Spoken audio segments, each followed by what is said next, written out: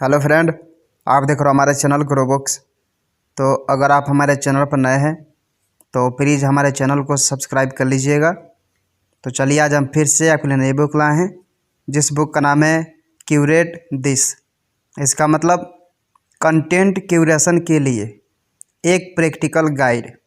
इनका लेखक का नाम है स्टीवन रोसेनबाम। तो चलिए बुक आपको दो लफ्ज़ में बताते हैं। क्यूरेट दिस हमें बताती है कि किस तरह से हम इंटरनेट पर मौजूद इतनी सारी जानकारी में से काम की जानकारी को लोगों तक पहुंचा सकते हैं।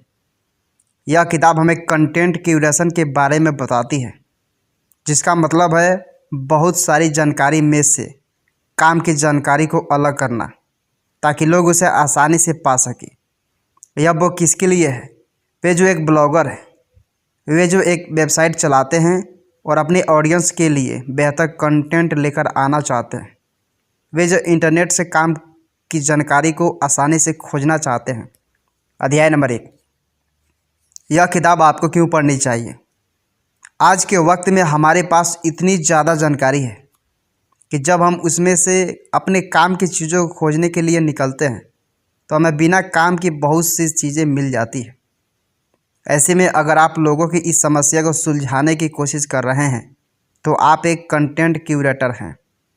कंटेंट क्यूरेशन का मतलब है जानकारी से भरे हुए समुद्र में से लोगों की काम की जानकारी को अलग करना, ताकि वे उसे आसानी से खोज सकें।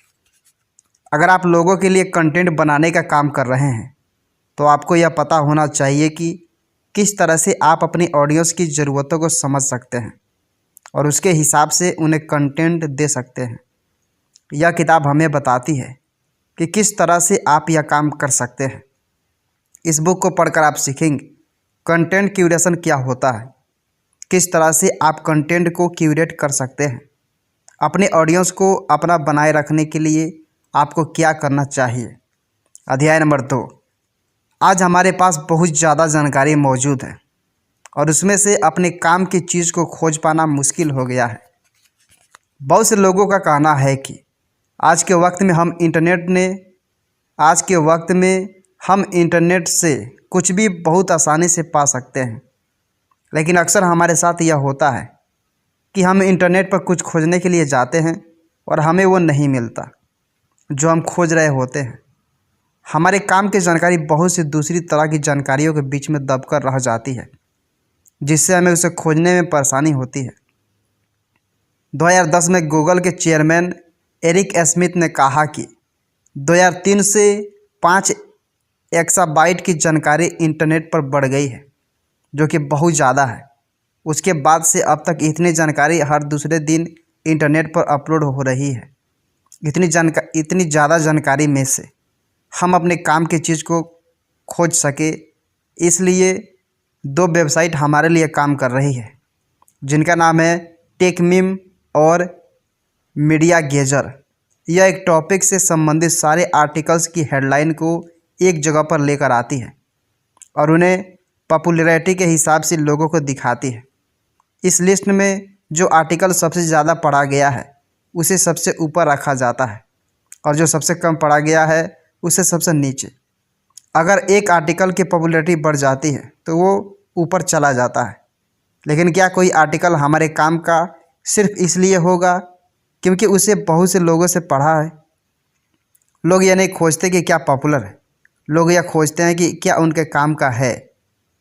यह काम मशीनें सिर्फ एक हद तक ही कर सकती है और इसके बाद इस समस्या को सुलझाने के लिए हमें एक इंसान की ज़रूरत होगी।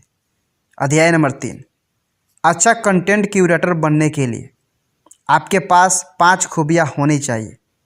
तो अब बारी आती है यह जानने की कि आप लोगों को किस तरह से वो कंटेंट लाकर दे सकते हैं जो उनके काम का है। इसके लिए आपको पास यह 5 खूबियाँ होनी चाहिए। सबसे पहले आपको खुद अच्छा कंटेंट बनाना आना चाहिए। अगर आप सिर्फ दूसरे लोगों का कंटेंट लेकर उसे लोगों को दिखा रहे हैं तो आप उसे लोगों में बांट रहे हैं।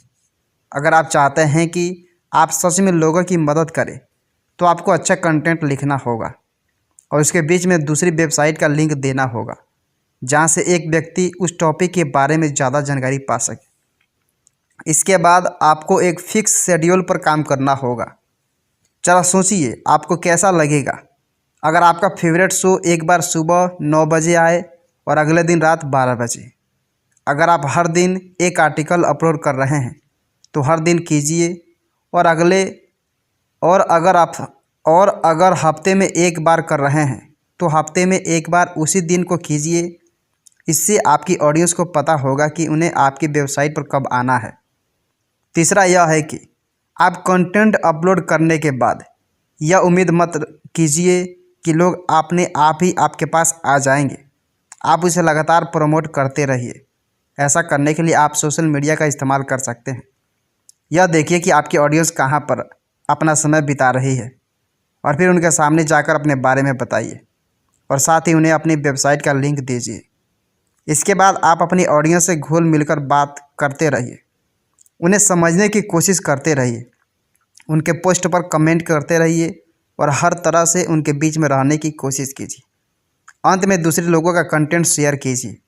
अगर आप सोशल मीडिया पर किसी ऐसे पोस्ट पर आ जाते हैं जो आपको अच्छा लगता है तो उसे अपने फॉलोअर्स के साथ शेयर करते रहिए। इससे दूसरे कंटेंट क्रिएटर्स भी आपको जानने लगेंगे और वो भी आपके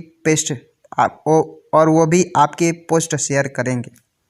अध्याय नंबर 4, बज़फीड कंटेंट क्यूरेशन का एक बहुत अच्छा एग्जाम्पल है। आइए अब हम यह देखें कि कौन सी ऐसी वेबसाइट है जो कि कंटेंट क्यूरेशन का काम करती है।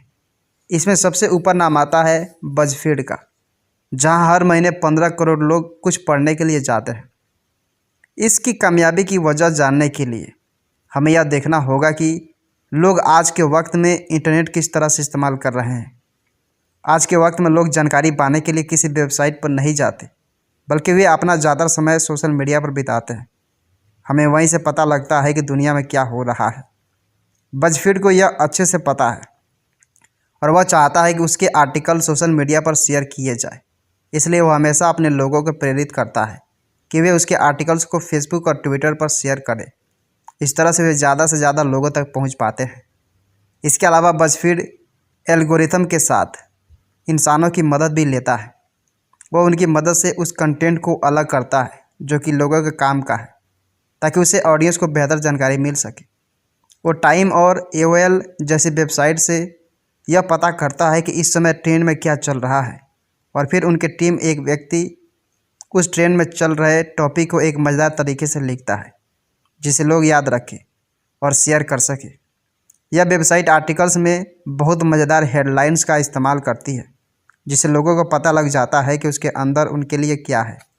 अध्याय नंबर 5, कंटेंट को क्यूरेट करने के लिए बहुत से तरीके हो सकते हैं। अब हम इस बारे में बात करेंगे कि किस तरह से आप अपने कंटेंट को क्यूरेट कर सकते हैं। इसमें बहुत से तरीके आते हैं, जिसमें से 2 तरीके हैं, एग्रीगेशन और डिस्टिलेशन।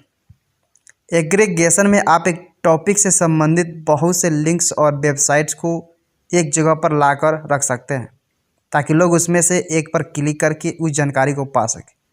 बज़फीड इसका अच्छा एग्जाम्पल है, जहाँ पर बहुत से लिंक एक ही जगह पर मौजूद होते हैं। डिस्टिलेशन में आप जानकारी को कई जगहों से लेकर उसे छोटे में लिख देते हैं, ताकि लोगों को 10 जगह पर जाने के बजाय सारी जानकारी एक ही जगह पर मिल जाए।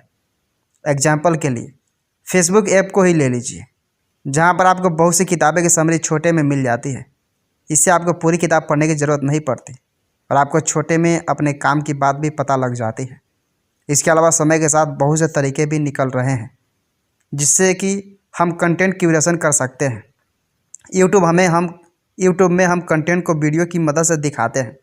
लोग अपनी पसंद के वीडियो देखते हैं और अपलोड करते हैं, लेकिन इसमें भी बहुत से वीडियो होने की वजह से लोगों के काम की बात कहीं खो जाती है। इस समस्या से निकलने के लिए यूट्यूब सब्सक्राइब करने का ऑप्शन देता है। अगर आपको लगता है कि एक चैनल आपके काम का है तो अपलोड कर रहा है, तो आप उसे सब्सक्राइब कर सकते हैं और बाद में उसे आसानी से खोज सकते हैं। साथ ही वो प्लेलिस्ट बनाने का ऑप्शन भी देता है, जहाँ पर आप एक जैसे कंटेंट को एक साथ रख सकते हैं ताकि लोगों को वो आसानी से मिल जाए। अध्याय नंबर 6, अपने ऑडियंस को वो दीजिए जो वो चाहते हैं, ताकि वे आपके पास आते रहें। बहुत से लोगों का मानना है कि अगर वे ज़्यादा कंटेंट पैदा करेंगे तो लोग उनके पास ज़्यादा आएंगे, लेकिन ऐसा नहीं है। जब आप समय समय पर लोगों के काम का कंटेंट पैदा करेंगे तो लोग आपके पास ज़्यादा आएंगे। इंटरनेट पर भीड़ बहुत ज़्यादा है और ऐसे में खुद को अलग करने के लिए आपको भीड़ नहीं बढ़ानी और ना ही ज़्यादा जोर चिल्लाना है, बल्कि आपको अपनी ऑडियंस का ध्यान खींचने के लिए उन्हें वो देना है जो वे चाहते हैं। आज के वक्त में लोगों के पास स्पैम बहुत आता है, जिस वजह से बहुत से लोग ईमेल फ़िल्टर का इस्तेमाल करते हैं ताकि उनके पास सिर्फ उनके परिवार वालों का और उनके दोस्तों का ईमेल आए और बाकी सब कुछ दूसरे फोल्डर में चला जाए, जिसे वो बाद में देख सके। ऐसे में अगर आप चाहते हैं कि लोग आपके कंटेंट को देखें तो आपको उन्हें समझाना होगा। अपने लोगों को मौका दीजिए ताकि वे आपसे बात करके आपको अपने बारे में बता सके। उनका फीडबैक लीजिए और उन्हें बताइए कि उनके विचार भी मायने रखते हैं। सर्वे कीजिए, उनके सवालों का जवाब दीजिए और साथ ही उनकी मांग के हिसाब से उन्हें कंटेंट लाकर दीजिए। आपकी ऑडियंस कोई नंबर नहीं है, बल्कि आपकी तरह ही जीते जागते हैं इंसान हैं जिनकी अपनी ज़रूरत है। जो भी इन ज़रूरतों को पूरा कर देगा, लोग उसके पास अपने आप चले जाएंगे। इसलिए उनकी ज़रूरतों को पूरा करने की कोशिश कीजिए, ना कि अपने हिट्स बढ़ाने के। कुल मिलाकर इंटरनेट पर बहुत ज़्यादा जानकारी हो जाने की वजह से लोगों को आज उनके काम की चीज़ आसानी से नहीं मिल रही है। ऐसे में आप अच्छे आर्टिकल्स को उनके लिए एक जगह पर लाकर रख सकते हैं ताकि उन्हें अपने काम की चीज़ आसानी से मिल सके। आप लंबे आर्टिकल्स को छोटे में लिखकर लोगों का समय बचा सकते हैं। अगर आप अपने लोगों को खुश करना चाहते हैं तो उनके फीडबैक को सुनिए और उनके इंटरेस्ट के हिसाब से उन्हें कंटेंट दीजिए। वीडियो का इस्तेमाल कीजिए। समय के साथ लोग वीडियो को ज़्यादा पसंद करने लगे हैं, इसलिए अगर आप एक प्रोडक्ट बना रहे हैं तो अपने ग्राहकों को उसके बारे में एक वीडियो की मदद से बताइए। उस वीडियो में यह दिखाइए कि किस तरह से आपके ग्राहक ने उस प्रोडक्ट को इस्तेमाल किया और बेहतर नतीजे हासिल किए। इस तरह से आप लोगों को अपने प्रोडक्ट के बारे में बता सकते हैं।